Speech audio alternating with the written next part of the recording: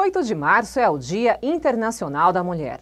Uma data que reacende a reflexão sobre quais são os caminhos que sociedade e poder público precisam trilhar para garantir qualidade de vida e os direitos das mulheres. E para este 8 de março, eu trago para o centro do debate um tema sensível e cada vez mais urgente para mulheres que estão ou irão entrar no mercado de trabalho: o assédio moral e sexual. Mas antes de conferir nossa entrevista especial, eu gostaria de agradecer à vereadora doutora Régia e a toda a sua equipe de gabinete, em especial Felipe Rariz, pelo apoio. Acompanhe agora. 8 de março é o Dia Internacional da Mulher. E para essa data tão especial, eu convidei Mônica Veloso. Mônica é co-presidente do Comitê Mundial de Mulheres da Industrial Global Union, Sindicato Internacional de Trabalhadores da Indústria. Na categoria metalúrgicos há mais de 30 anos, ela também é vice-presidente do Sindicato dos Metalúrgicos de Osasco e região e da Confederação da categoria, além de secretária adjunta de Relações Internacionais da Força Sindical. Mônica, primeiro eu queria agradecer pela entrevista sobre um tema que infelizmente é cada vez mais atual e atinge cada vez mais também as mulheres, que é o assédio sexual e moral no trabalho. Mônica, eu vou começar a entrevista te pedindo que a gente comece caracterizando e definindo o que é o assédio moral e o assédio sexual. Bom, Fernanda, primeiro queria agradecer, o convite. É muito bom a gente ter oportunidade de falar sobre esse assunto. De fato, é um assunto que remete muito à discussão, às vezes, de tabu, porque o assédio, apesar de ser um tema muito atual, ele não é novo, ele já é muito antigo, mas ele sofreu características e mutações, vamos dizer assim, ao longo do tempo. E a gente precisa entender que o assédio sexual ele tem uma característica voltada para uma pressão, um tipo de constrangimento em troca de favorecimentos. Então, o assédio ele acontece, no caso sexual, o assédio sexual ele tem uma característica de favorecimentos a partir de uma relação intimidadora, muitas das vezes não consentida, e ela pode acontecer uma única vez, e isso vai se caracterizar pela lei como assédio sexual. O assédio moral já tem uma outra conotação. O assédio moral ele tem uma relação também ligada ao fator trabalho, mas de degradação, humilhação constante, permanente, focada, tem uma lógica hierárquica. Às vezes essa hierarquia ela pode acontecer de forma vertical, pode acontecer de forma horizontal e pode acontecer de forma mista. Às vezes, normalmente são chefias, lamentavelmente, mas às vezes colegas também de trabalho acabam optando, seja pelo silêncio ou seja pela discussão ali daquele deslocamento daquela pessoa, aquele ambiente se torna assediador, como um todo. Então, essa é uma diferença entre os dois. O assédio sexual ele tem uma conotação exclusivamente de questão de favorecimento sexual.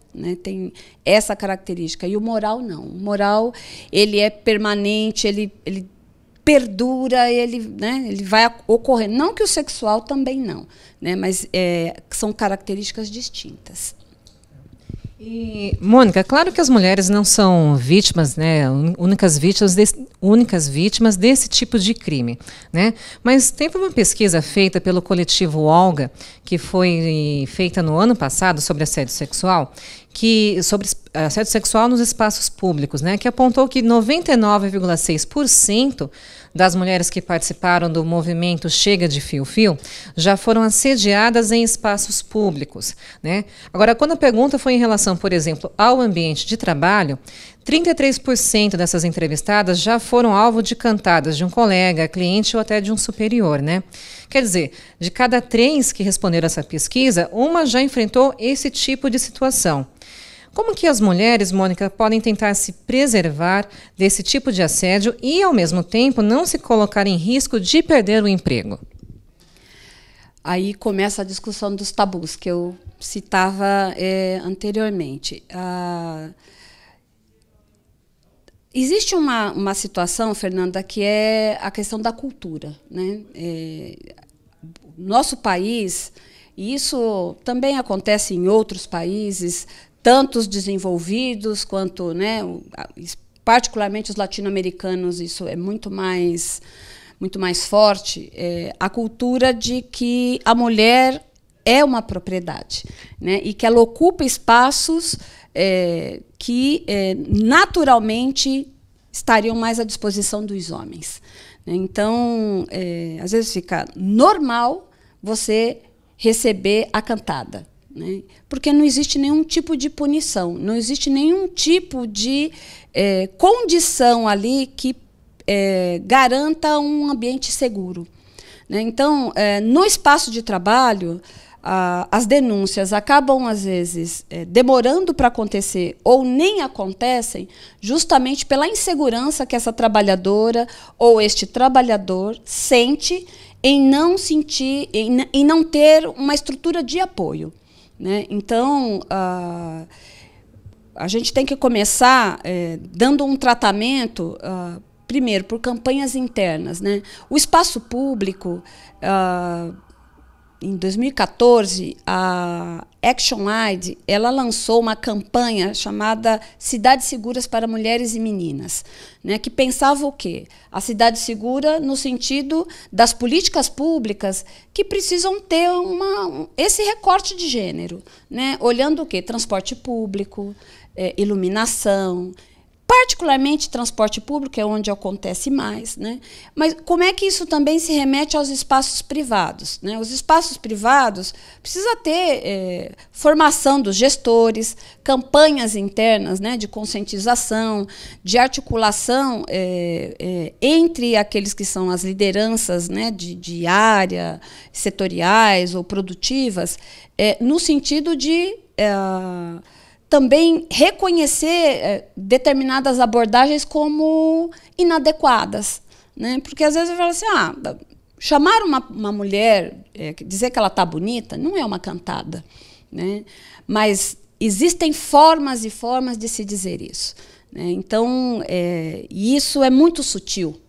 Essa sutileza é por isso que dá essa condição de prolongamento, né? E aí, se você não tem nenhum instrumento em que essa pessoa pode chegar e dizer, olha, isso aqui está me incomodando, né?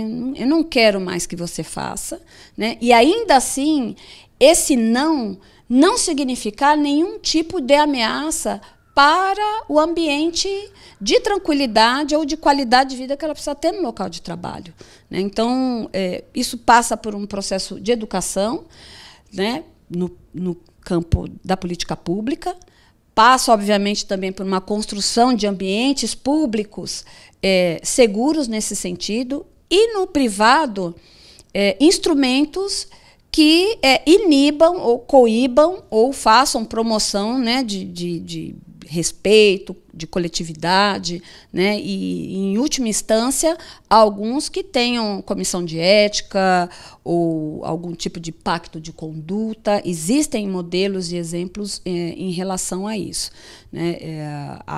Tanto o assédio moral quanto o assédio sexual, no caso do sexual, ele é passível de crime, né? Ele está no Código Penal, e o assédio moral, apesar de não ter legislação de punição nesse aspecto, dependendo do grau, né, e obviamente da correlação documental disso, ele pode também gerar processos não só civis, não só trabalhistas, como civis também, dependendo do grau, né? Então, esse é um assunto remete muito hoje a uma discussão muito forte, Fernanda, que a gente hoje chama, né, o grande estágio hoje do trabalho moderno é a depressão e o estresse, né? E um dos fatores que mais se assemelham, que chegam e se aproximam dessa condição, exatamente está no assédio, né? Seja pela produtividade, seja pela questão, então, aí das diferenças, né? O assédio moral ele acontece por uma questão feminina, raça, etnia, tem corte também em relação à opção sexual, religiosa, né? Mas as pessoas que estão mais fragilizadas nesse aspecto são as mulheres negras dentro do mercado de trabalho brasileiro hoje. Mônica, eu acho que você tocou num ponto muito importante, que é a questão da gente saber identificar o que é um elogio, né? Então, e lógico, na verdade, identificar e separar o que é elogio e o que é assédio, né? Também isso é um caminho, não? É fazer sempre esse exercício de saber identificar até que ponto está sendo elogiada e até que ponto você está sendo assediada. Por isso que exatamente, Fernanda, por isso que o processo de educação ele é fundamental, né? E eu acho que ele passa aí, né, por opinião minha aqui, mas de muito debate aí que a gente costuma fazer, especialmente nesse período, mas faz parte da nossa luta, né, essa construção.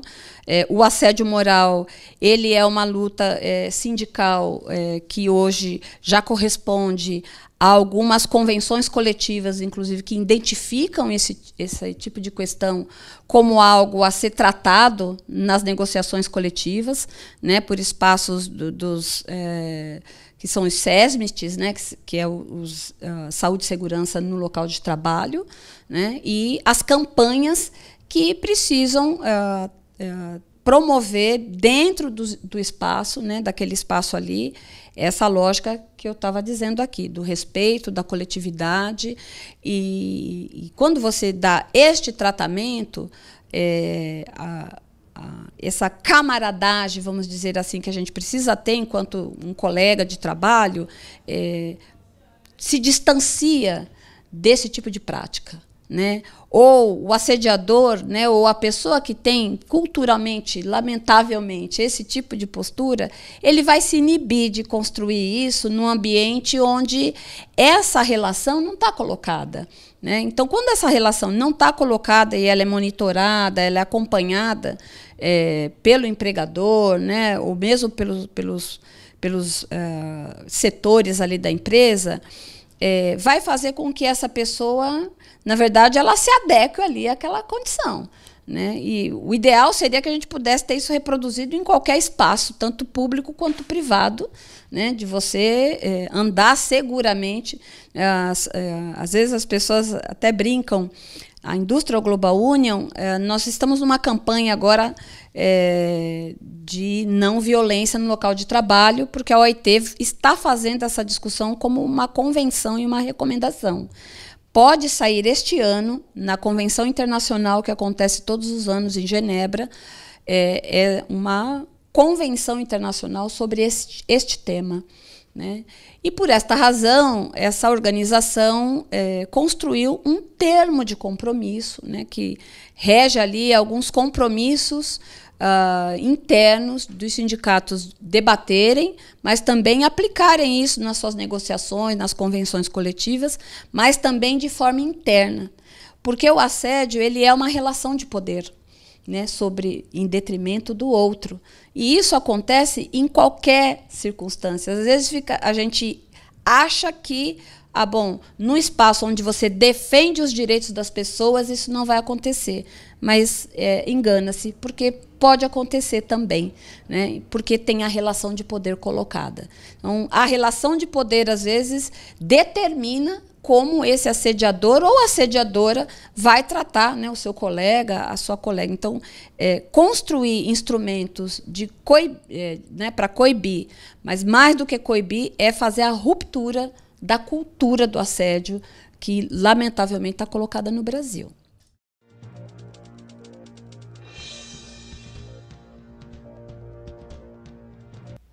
Estamos de volta agora com a segunda parte da entrevista com a vice-presidente do Sindicato dos Metalúrgicos de Osasco e Região, Mônica Veloso, com o tema assédio moral e sexual no trabalho. A gente, quando pensa no assédio sexual, ele é talvez seja mais simples a gente identificar, porque geralmente pode acontecer uma questão de uma cantada, um toque ou um abraço desrespeitoso, né? Mas eu acredito que também o desafio do assédio moral seja justamente a gente identificar o que é o assédio moral. Às vezes pode estar escondido numa piada, aparentemente inocente, né? Qual você acredita que... Bom, você já repetiu, né, a saída da cultura e tudo mais. Que outras saídas que a mulher pode buscar, os homens também, mas o que a mulher pode buscar para se livrar, principalmente do moral? E eu queria também fechar a entrevista, aí você pode emendar as duas respostas, em relação ao meio sindical, né? Você tem aí uma história de 30 anos no meio sindical, é mulher também, né? Então eu queria que você falasse também sobre a sua vivência dentro desse meio, que eu imagino que talvez seja até muito machista. Bom, quando a gente está falando desse tipo de identificação, é importante que as mulheres, tanto as mulheres quanto os homens, construam um processo de proteção também próprio. E aí as dicas são, né, primeiro, conversar com uma pessoa em que você possa contar o que está acontecendo, né? Nunca ficar sozinha ou sozinho próximo a esse tipo de assediador. Documentar.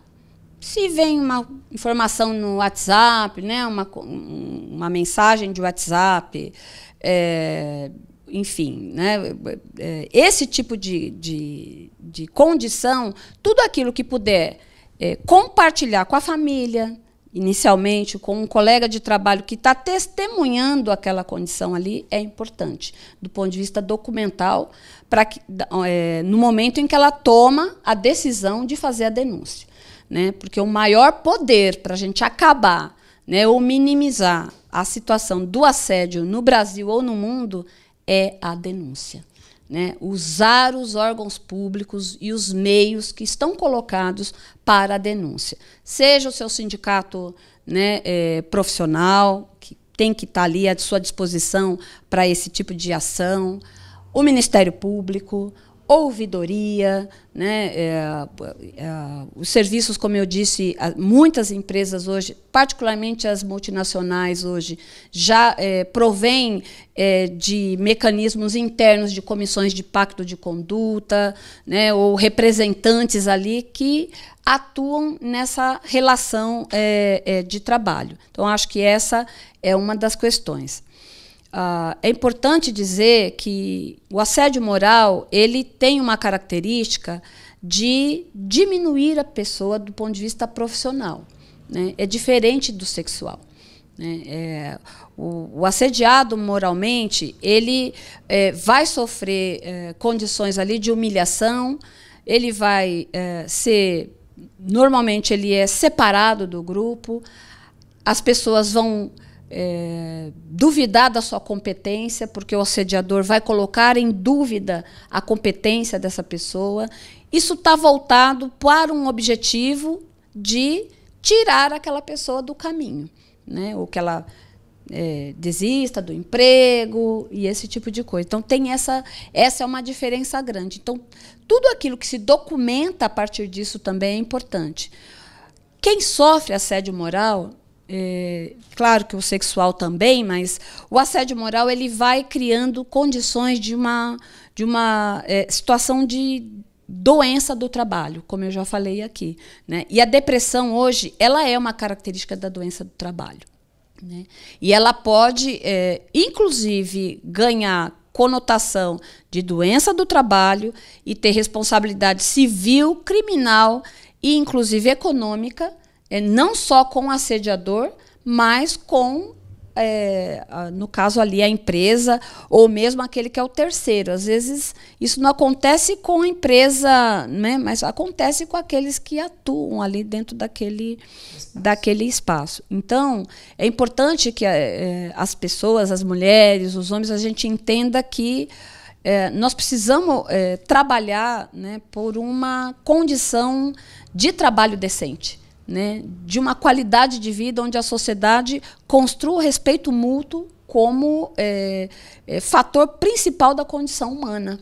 E eu acho que isso deve ser com práticas, né, muito claras de políticas, tanto da empresa, né, que ao ingressar, né, ao contratar uma pessoa, tem que deixar essas políticas muito claras, né, qual é o papel que essa pessoa está assumindo, né? Então, quem é assediado moralmente, às vezes é tirado da função, aquela coisinha, né, de te colocar para fazer aquilo que não está na sua, não está ali combinado dentro, né, da sua contratação, muitas vezes numa condição de diminuir o que é a sua capacidade profissional.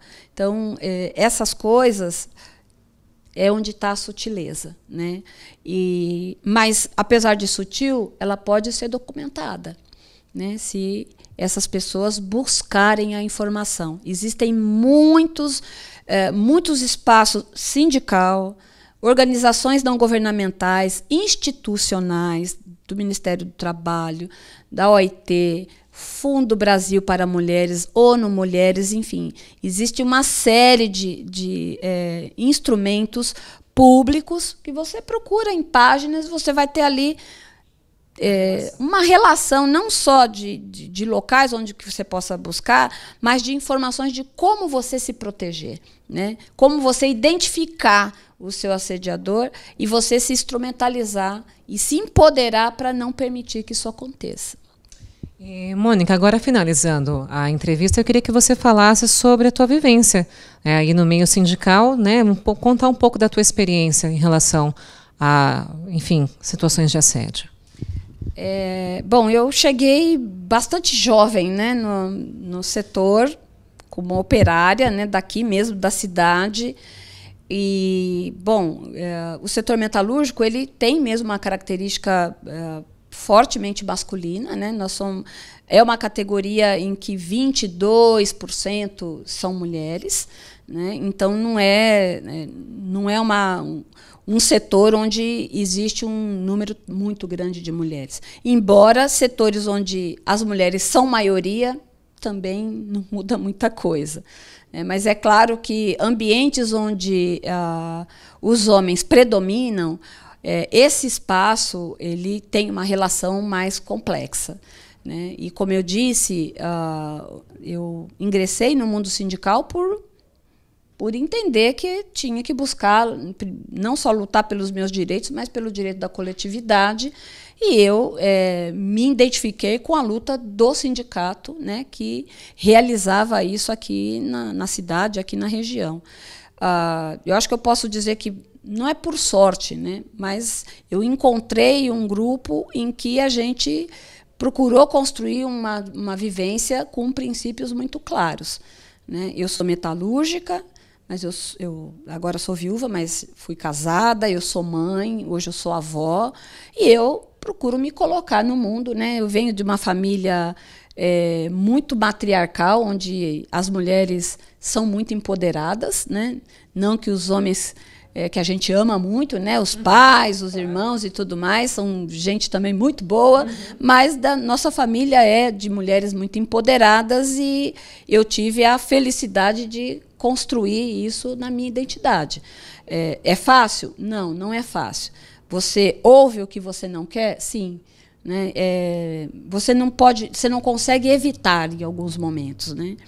Mas o fato de não evitar não significa que você também não possa colocar as coisas nos seus devidos, né, distanciamentos. Então, eu consegui construir esses instrumentos para distanciar esse tipo de postura comigo. Né? Eu acho que a gente tem que criar ambientes de respeito, de camaradagem.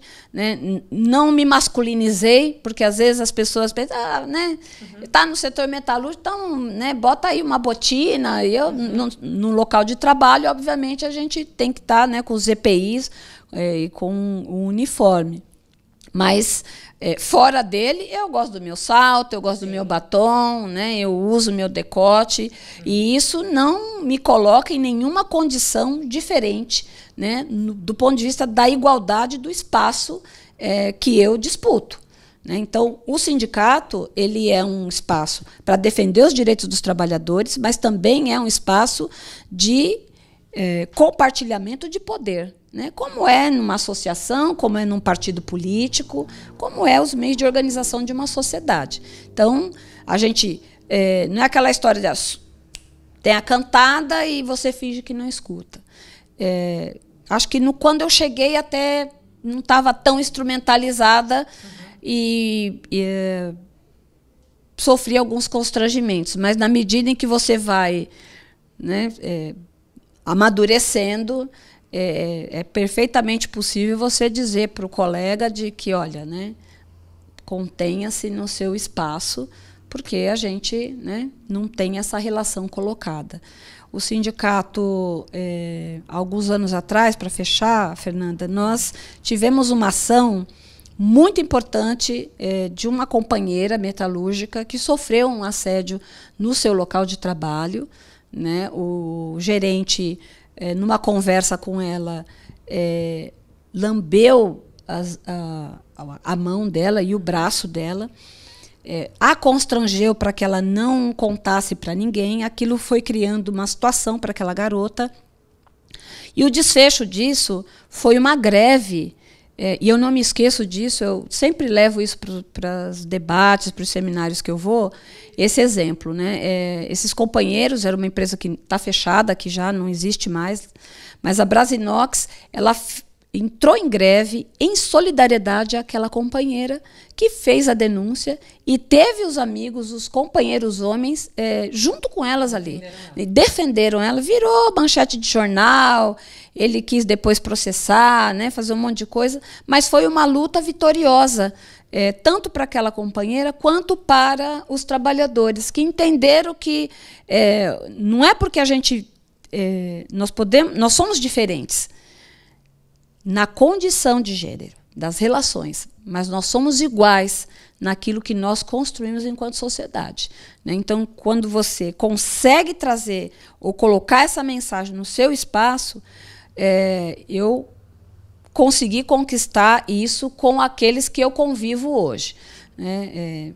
Mas é uma experiência diária, né? E eu acho que isso também aconteceu na Brasinox, e o melhor exemplo, eu acho que foi esse para nós. Tá certo, Mônica. Muito obrigada pela entrevista. Eu que queria agradecer, Fernanda, à TV Câmara, né, ao jornal. Eu espero que a mensagem do 8 de março, como para todos os dias do ano, seja da gente construir uma sociedade com igualdade de oportunidades, com justiça social e, particularmente, construída de forma igualitária, né? Homens e mulheres têm responsabilidades sociais, econômicas, produtivas, políticas, morais e éticas para a gente, né, fazer com que a gente possa avançar num espaço onde assédio sexual, moral, violência, daquilo tudo que a gente está vendo hoje nos jornais, né, deixem de existir e a gente construa um futuro de paz, né, que eu acho que é o que a gente mais precisa hoje, de paz, de respeito e de solidariedade. Eu sou Fernanda Lucena e esta foi mais uma edição do Câmara Notícias. Lembrando que ela também está disponível em nosso canal do YouTube. Não deixe de curtir nossa página no Facebook, TV Câmara Osasco SP. Eu fico por aqui, mas encontro vocês na próxima edição. Até lá!